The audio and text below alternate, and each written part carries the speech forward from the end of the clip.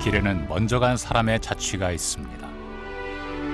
한국의 복음이 전해져 온 길에도 가장 먼저 첫걸음을 내디딘 사람의 자취가 남아 있습니다. 그 사람은 누구일까요? 우리가 아는 순교자 토마스 선교사보다 34년, 언더우드, 아펜젤러 선교사보다 53년 앞섰던 사람, 한국에 온 최초의 개신교 선교사 독일인 칼 피츠라프. 그를 만나러 독일로 가보겠습니다.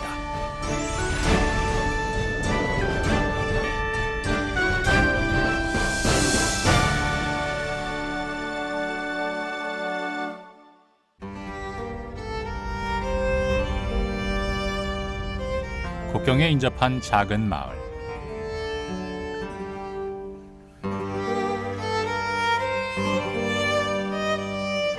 헤르누트 공동체가 만들어지던 그때로 시간의 계단을 거슬러 올라갑니다.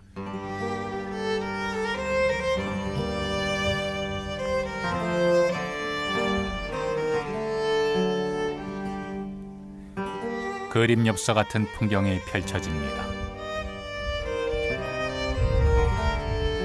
고즈넉한 시골 마을은 보헤미아인들의 지친 몸과 마음에 평화를 불러왔습니다. 독일 콘스탄츠에서 보헤미아의 개혁적 성직자 야한 후스가 화형되고 로마 가톨릭 교회의 핍박으로 종교적 난민이 되면서 고난의 길이 시작되었습니다.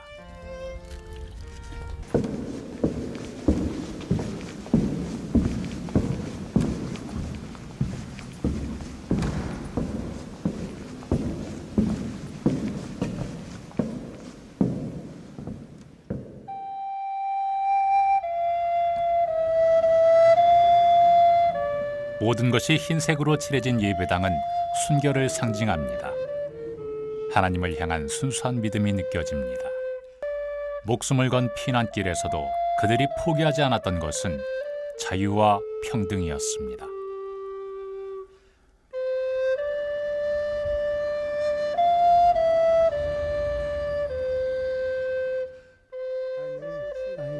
네, 그렇습니까?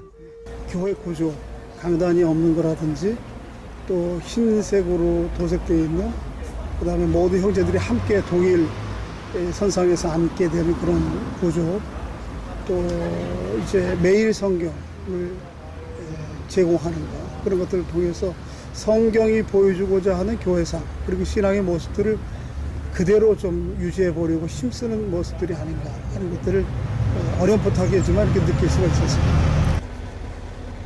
여기는 아주 소박하면서 이런 작은 소박한 도시에서 어떻게 보면 시대를 초월하는 기독교 신앙의 깊은 뿌리들이 나왔다고 하는 것이 참 놀라운 그런 느낌이 있습니다.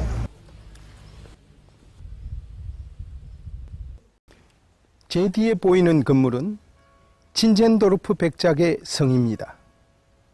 1700년 드레스덴에서 출생하고 1760년 바로 이곳 헤른후트에서 사망하고 그리고 안장되었습니다. 진젠도르프 백작은 독일 할레 대학에서 수학했습니다. 그는 그 이후에 드레스덴에서 변호사의 사명을 감당하다가 1722년 보헤미아 난민, 즉 보헤미아 형제단이 자신의 영지로 망명에 들어오는 것을 허용했습니다. 그리고 그 이후 헤른후트라고 명명합니다. 본래 보헤미아인들의 신앙인 호수주의와 친첸도르프의 경건주의가 만나면서 새로운 신앙적 기조가 만들어졌습니다. 그것은 바로 강력한 선교의식이었습니다. 그리고 개신교 최초의 자발적인 평신도 선교운동이 일어났습니다.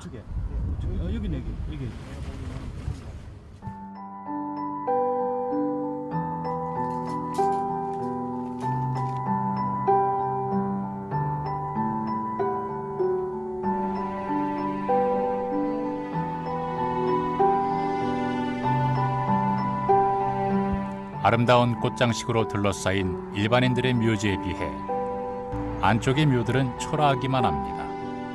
바로 세계 각지로 파송되었던 선교사들과 선교 후원자들의 묘입니다.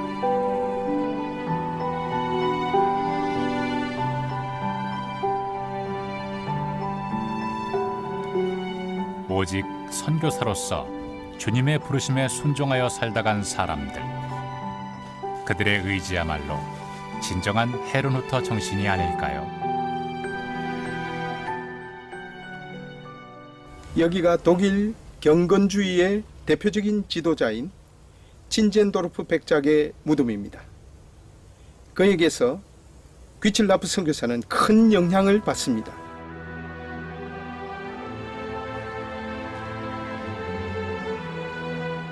칼 귀칠라프. 그는 어떤 사람이었을까? 독일 포메른 지방의 작은 마을 퀴리츠. 가난한 집안에서 태어난 소녀는 어느 날 독일 프로이센 제국의 황제를 만나게 됩니다. 충성의 시. 황제에게 헌정된 이 시를 통해 소녀는 숨겨왔던 천재성을 드러냅니다. 황제로부터 재정 지원을 받게 되면서 소년의 인생은 큰 전환점을 맞게 됩니다. 독일 최초의 선교사 양성 학교, 베를린 선교학교에 들어가게 된 것입니다. 귀칠라프가 수학한 베를린 선교학교는 바로 이 자리에 있었던 것으로 추정됩니다. 이 신학교는 독일 최초의 선교를 위한 학교였습니다. 이 학교의 설립자는 보헤미아 종교적 난민의 후예인 요한 예니케 목사가 설립했습니다. 1800년 2월 1일 목사관에서 7명의 학생으로 시작되었습니다. 세계로 수많은 선교사를 파송했던 베를린 신학교 자리에는 어느덧 잡초만 무성합니다. 하지만 예니케 목사 안에 살아있는 헤르누트 정신은 귀칠라프를 새로운 신앙에 눈뜨게 했습니다. Die spielen eine ganz wichtige Rolle in dieser Bewegung, dass sie alles dem Geist Gottes zutrauen, der die Herzen der Menschen und ihre Hände bewegt. Das ist der herrnhutische Geist, der in Jenicke lebendig war. 살아있는 신앙, 마음으로부터 진심으로 회심시키고 변화시키는 신앙은 곧 행동으로 나타났습니다.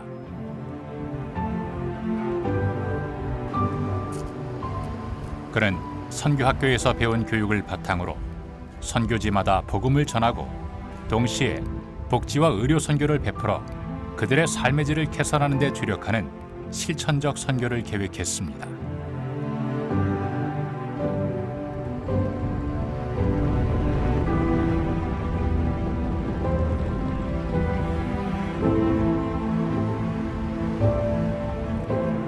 귀칠라프는 선교학교에서 3년을 수학한 후 지금의 현 베를린 훔볼트 대학교에 입학했습니다.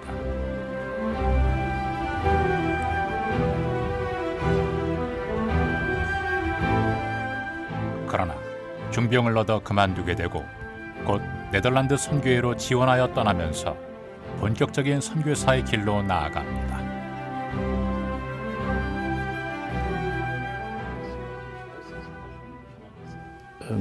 Gützlaff war ja ein so vielseitiger Mann und ein Mensch von so ungeheurer Arbeitskraft, auch von so viel Energie, dass man das, glaube ich, damals nur ganz selten fand.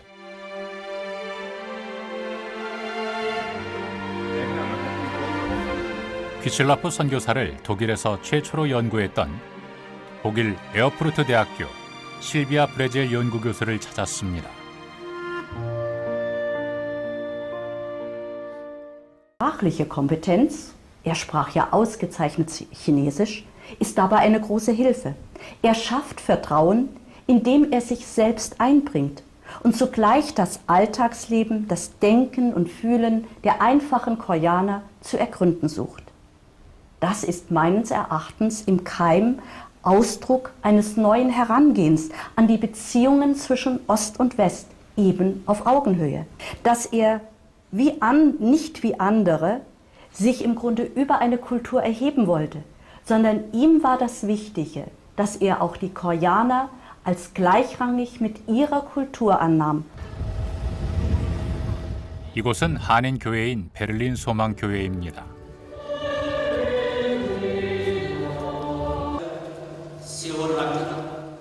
(2007년) 한인 교회 최초로 귀칠라프 자료 전시전이 열린 곳이기도 합니다.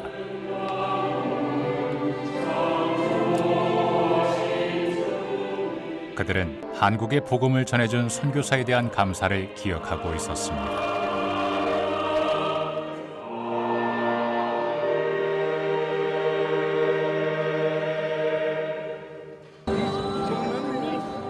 세상의 많은 이들에게 살아있는 신앙을 전하고자 했던 헤른 후터, 그리고 아시아의 복음을 전하고자 일생을 바친 귀칠라프. 그들의 희생이 있어 지구촌은 복음으로 하나가 됩니다.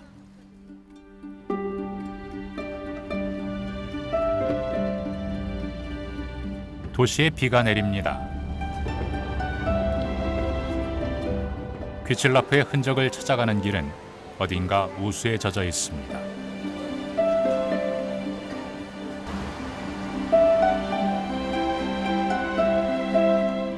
자유와 개방의 도시 홍콩.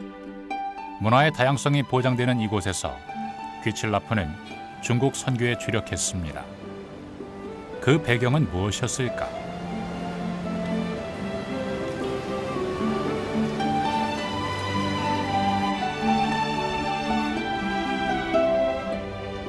궁금증에 대한 해답을 찾기 위해 모리슨 힐로 향했습니다.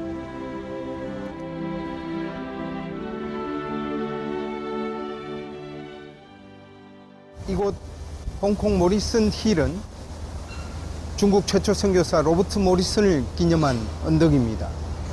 로버트 모리슨은 한국에 온 최초 개신교 선교사 귀칠라프 선교사와 절친한 관계이자 또 선교 동력자였습니다.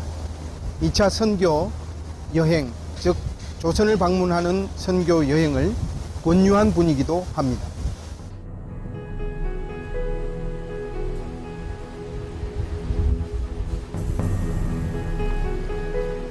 모리슨을 만난 후 귀칠라프는 동아시아로 향했습니다.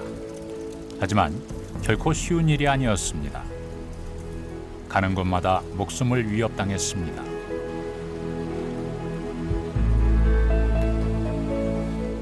그럼에도 그는 인도네시아, 싱가폴, 태국 등 한중일을 포함한 50여 개의 섬과 나라를 위해 전도를 하는 엄청난 사역을 해냈습니다.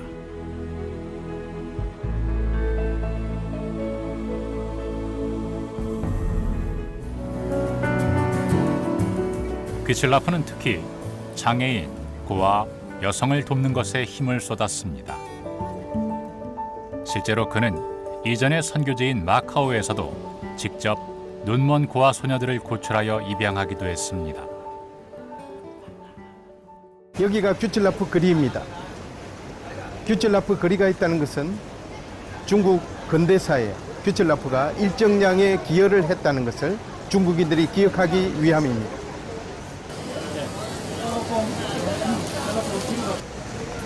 중국인들은 귀칠라프의 사랑과 희생을 역사로 남겼습니다.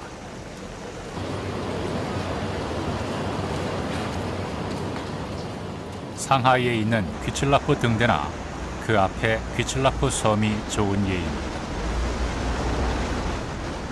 그의 보답이라도 하듯 귀칠라프는 이곳 홍콩에서 눈을 감았습니다.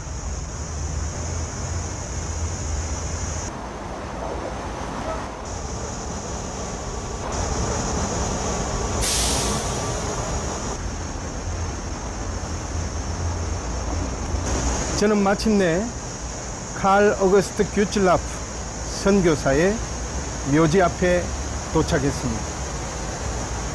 그는 1803년 7월 8일 독일의 작은 촌락 브리츠에서 태어나서 1851년 8월 9일 홍콩섬에서 숨지고 바로 홍콩 공원묘지 이곳에 안장되었습니다. 이 묘지에는 비문이 새겨져 있습니다. 비문은 총 3가지 언어로 새겨져 있습니다. 하나는 영어, 하나는 독일어, 나머지 하나는 중국어입니다. 귀칠라프 선교사를 추모하는 동문 비문에는 다음과 같은 내용이 기록되어 있습니다. 중국인을 위한 사도, 중국인의 사도, 그리고 또 그는 그의 주님의 품에 복되게 잠들었다. 그 밑에 두 가지 성경 구절이 나오고 있습니다. 하나는 시편 73편 26절의 말씀입니다. 내 육체와 마음은 쇠약하나 하나님은 내 마음의 반석이시요 영원한 분기시니라. 나머지 하나는 다니엘서 12장 3절의 말씀입니다. 지혜 있는 자는 궁창의 빛과 같이 빛날 것이요 많은 사람들을 옳은 대로 돌아오게 하는 자는 별과 같이 영원토록 빛나리라. 곽사리, 중국 이름을 가지고 중국 의상을 입으며 중국인의 일상에 스며든 독일인 선교사 귀칠라프. 현지의 문화를 존중하고 함께 살아간 귀칠라프의 이타적인 삶은 고층 빌딩 사이에서 점차 개인화되고 메말라가는 우리의 가슴을 촉촉하게 적시는 것 같습니다.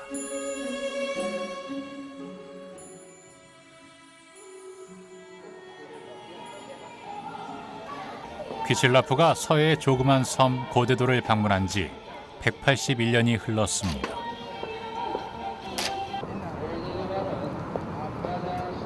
두 번째 독일인을 태운 배가 고데도로 향합니다. 이 사람들은 고데도에 첫 발을 내디딘 선교사 귀칠라프를 기념하기 위해 찾아왔습니다.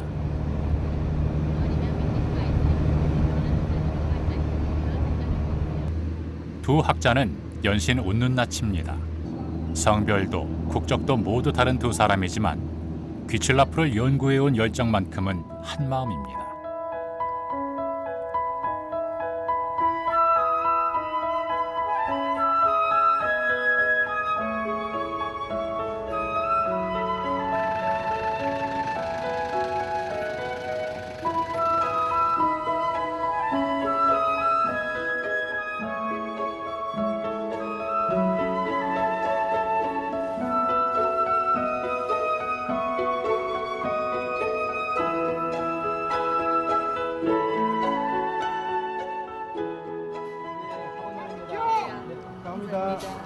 에바 29. 귀칠라프의 뒤를 이어 고데도를 찾은 그녀를 섬 주민들이 기쁘게 반깁니다.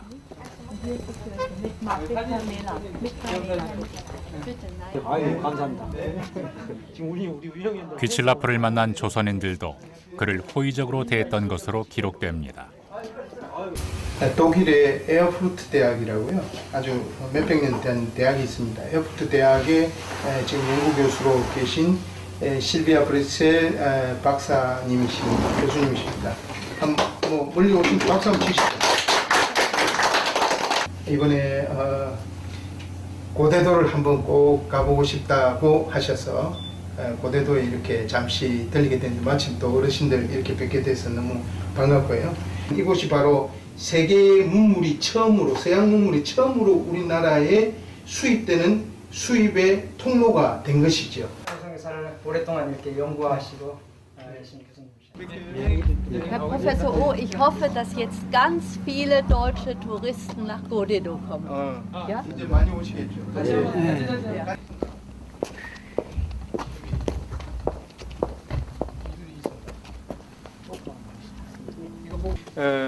Ich weiß es nicht. Dieser Maler ist es.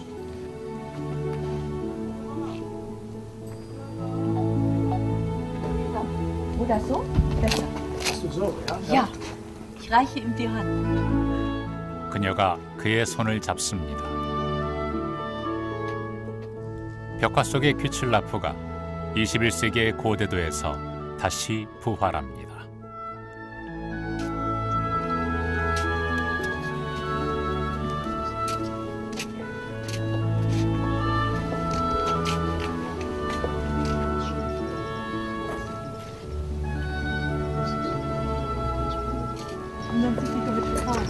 Und der deutsche Burg. Und deutsche Burg. Eine feste Burg ist unser Gott, sagt man. Ja. 내 주는 Ja, 강한 ja. 성이요. Herr Professor O, es ist mir eine große Freude, denn Godeo heißt auch Gützlaff. Und Gützlaff wurde von den Einwohnern mit großer Herzlichkeit empfangen. Und ich kann das auch sagen. Ich fühle mich in Godeo sehr wohl, denn ich fühle mich hier auch ein wenig zu Hause. Es war im Grunde auch das Land, wo Gützlaff seinen Fuß hinsetzte, wo er die Bibel brachte, Freundschaft brachte. Und so empfinde ich auch heute diesen Tag für mich.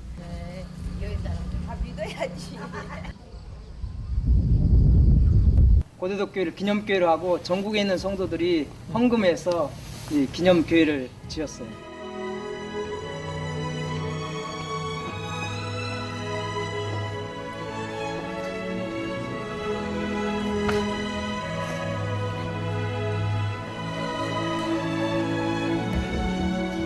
귀칠라프를 기념하여 설립된 교회의 방명록에 그녀의 이름이 올라갑니다.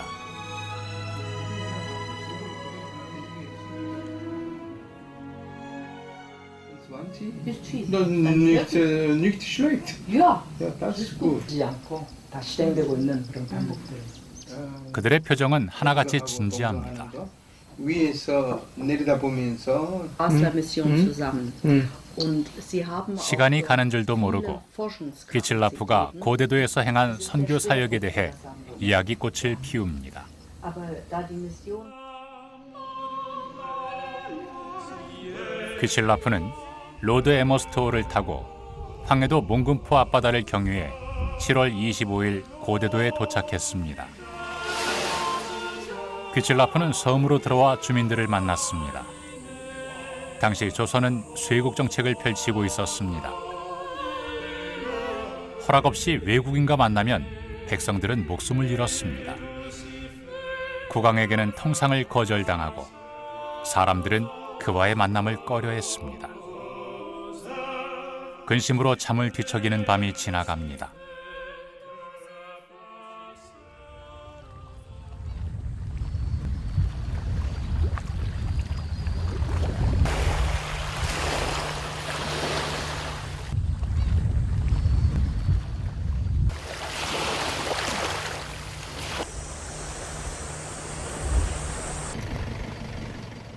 그녀가 몽돌 해수욕장을 찾았습니다.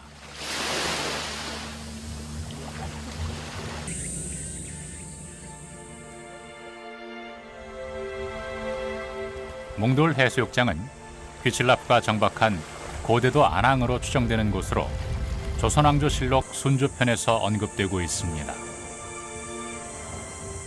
귀칠라프가 그랬던 것처럼 우리도 고대도를 찬찬히 돌아봅니다.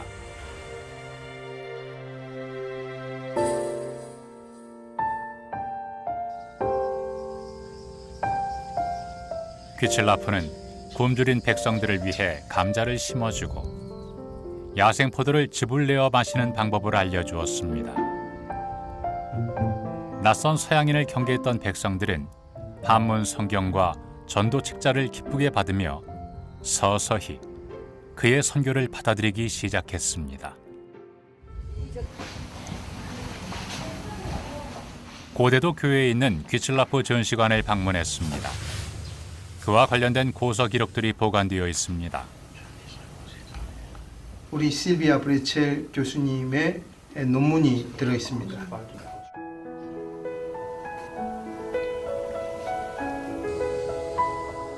그중 돋보이는 것은 그가 해외에 한글을 소개했다는 설명입니다.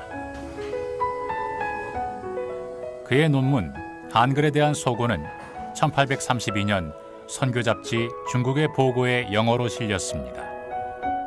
이 논문을 통해 귀칠라프는 한글을 영미권과 해외에 소개했습니다. 그는 체계적으로 한글을 알린 최초의 서양인입니다. 이것은 선교사로서 아주 위대한 업적이었습니다.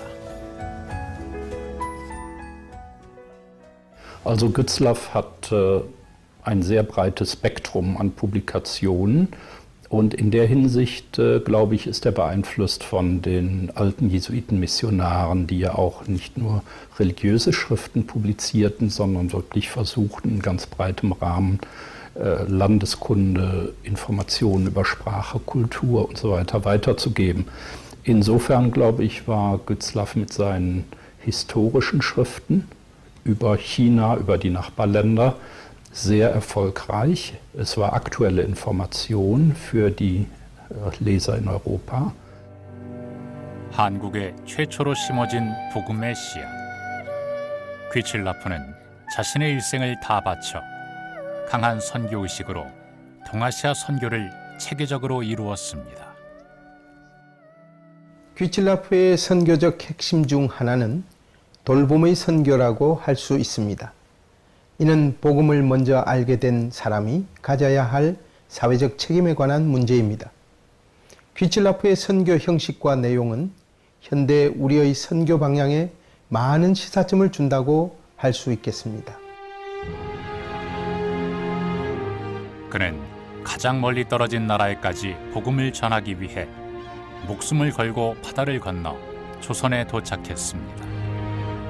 그리고 조그맣고 소박한 섬 고대도에 복음의 씨앗을 심었습니다. 그는 하나님의 섭리대로 하나님께서 지시하는 모든 방법들과 모든 수단을 가지고 평생 사역을 하는 동안 복음을 전했습니다.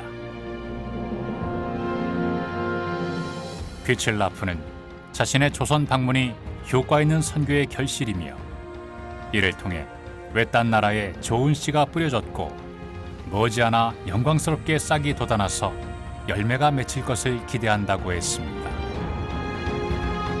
헤른후트에서 세계로 그가 베를린에서 가져온 복음은 지금 고대도에서 세계로 믿음의 후예들을 통해 더 먼 바다로 나가고 있습니다.